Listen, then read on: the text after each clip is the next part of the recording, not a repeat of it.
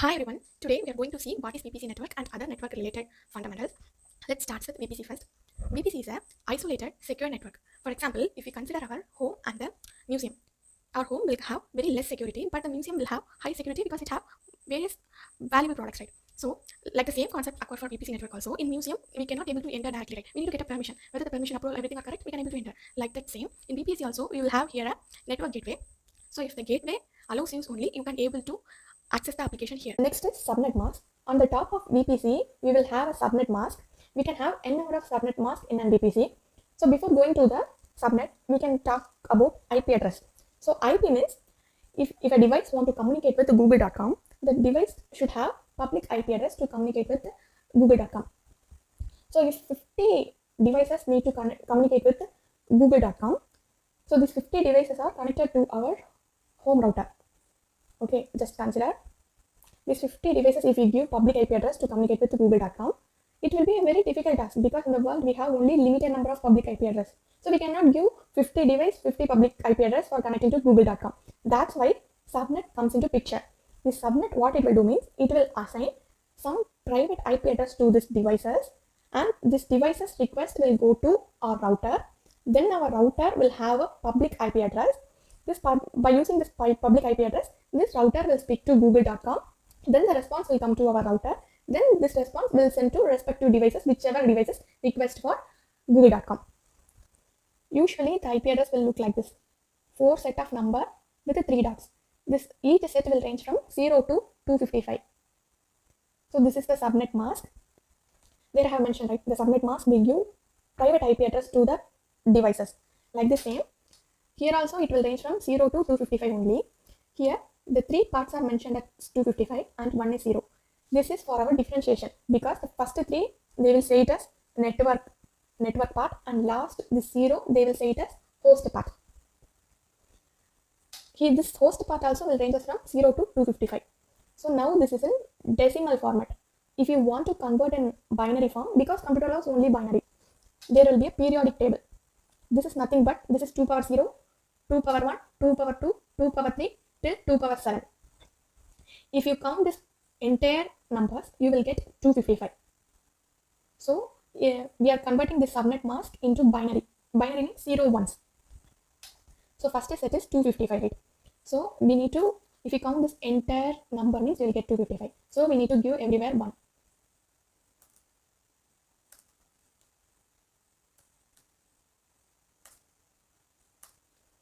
So each one is considered as 1 bit.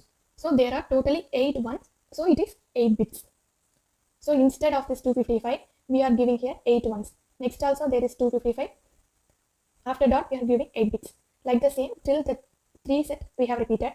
In the 4th set, here they have mentioned as 0.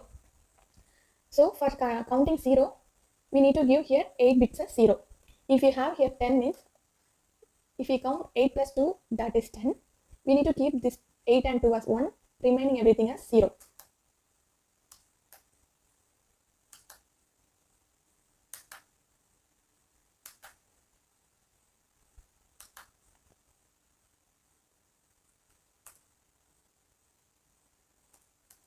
Now this decimal subnet mask is equivalent to this binary subnet mask. So there are 32 numbers are there, 32 set is there, so they will call us 32 bits or 4 octet. This is 1 octet, this is second octet, so totally 4 octet. Otherwise we will mention it as 4 bytes because 8 bits are 1 byte. Here 8 bits are there, so it will consider as 1 byte. Here also 8 is there, till here also 8 is there, so they are totally 4 bytes. Next is our classless IP address. So I mentioned you that this IP address will range from 0 to 255, right? From that 0 to 255, they have chosen 3 IP addresses, classless IP address. The classless IP address starts with 192, 10 or 127. These 3 are termed as classless IP address. So this 192 is assigned to us only. If you open this command prompt and see ipconfig means, your IPv4 address will start from 192 only, because it is a default private IP address for every routers. So now I will say how the routers work, then it will be easy to catch the concept. So our IP for our router is 192.10.0.0. So now the subnet is 255.255.255.0. So in the host portion is, by the host portion, it will range from 0 to 255, right? We can connect, now we are taking our router as an example, we can able to connect 255 devices to our routers. If your laptop is connecting to your Wi-Fi, your router will give a private IP address to your laptop like 0.1. Okay. Then your mobile is connecting to your router. It will assign another one private IP address to your mobile. Till 255th device, your router will able to assign a private IP address. Sorry, 255th IP address the router cannot able to assign because 255th is broadcast IP. So that IP we cannot use it as private IP address. You can use only till 254. So the 254th mobile will have this IP address. That's it. Now you consider a classroom. Right? That classroom having 50 students. The teacher is assigning a roll number to each student. So she have a notebook. She have a sheet that has only 50 rows. Okay. Now the 51st student is coming. She has no more rooms in her sheet. So what she will do? She will take a new sheet. Right? Like that. If after 254th device, any devices comes in to connect with your router, it will steal 1 bit from the network bit. So you can see this is our subnet mask. I already mentioned you. This 3 is a network portion and this is a host portion. Like the same in our IP address, these 3 is a network portion and the last is the host portion. So this the host portion is substituted by our router. So now one new device is coming, that is 255th mobile. Sorry, 255th mobile. Mobile is coming. He need a private IP address.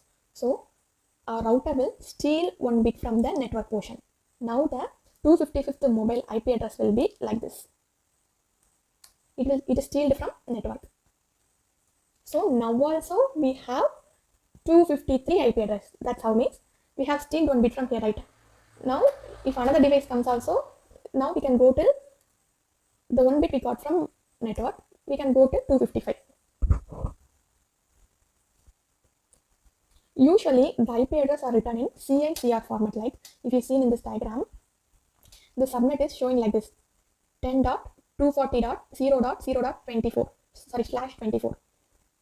10.240.0.0./24. /24 intentions, the 24 network bits are there. Okay, see, if you see here, this first is 255, the second is 255 and the third is 255. Totally 24 is there.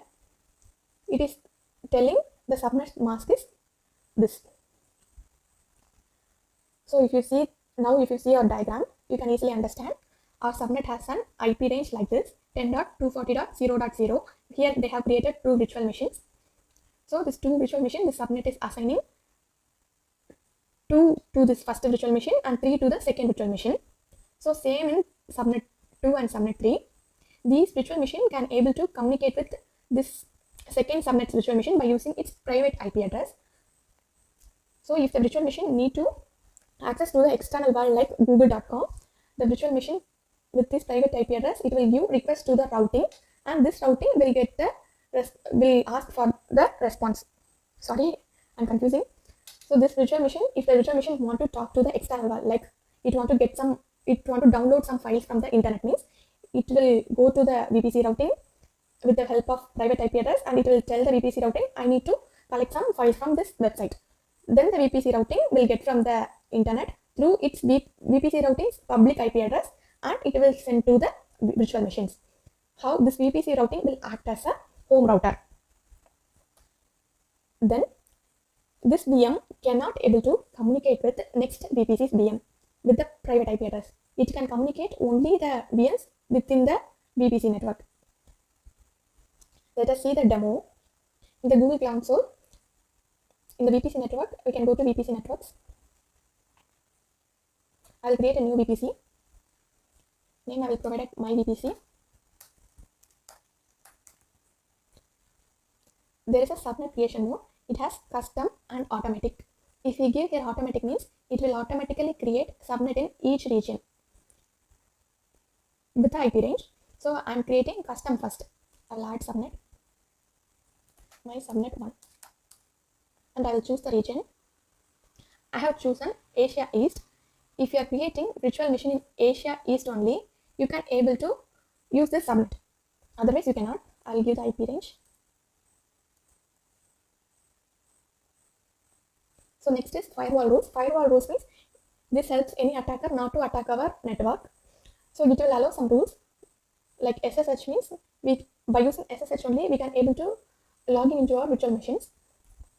So I will give SSH. ICMP means if your data packets are sending properly, it will notified by ICMP or request, like if your request to some website, the package is correctly transmitted. This work will done by ICMP. So I will create. Make sure all fields are correct. There is an error here. I think some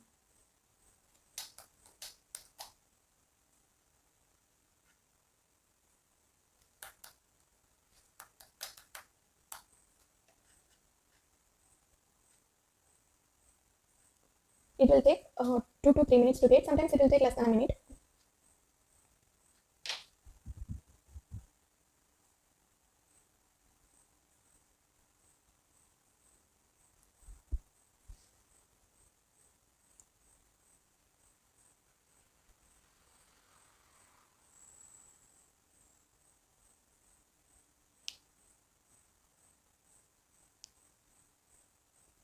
Our VPC is created. We can create a virtual machine inside the VPC. So for creating the virtual machine, we need to go to compute instance, virtual machine instance. Virtual machine is nothing. It's just like a laptop only. We cannot able to see the hardware, but you can install software and you can run your application or whichever work you are doing in a laptop, we can do it there. So I'll put a separate video for virtual machine. So here we need to give create instance. So I have created our VPC in Asia East. So here in the advanced option, you will have a network interface. Here you can add your VPC which we have created now. By default, the default VPC will be set in network interface. Now we have created a new VPC. Our VPC is populated here and our subnet which we have created also populated here. We can click create. At the same time, I will create another one instance.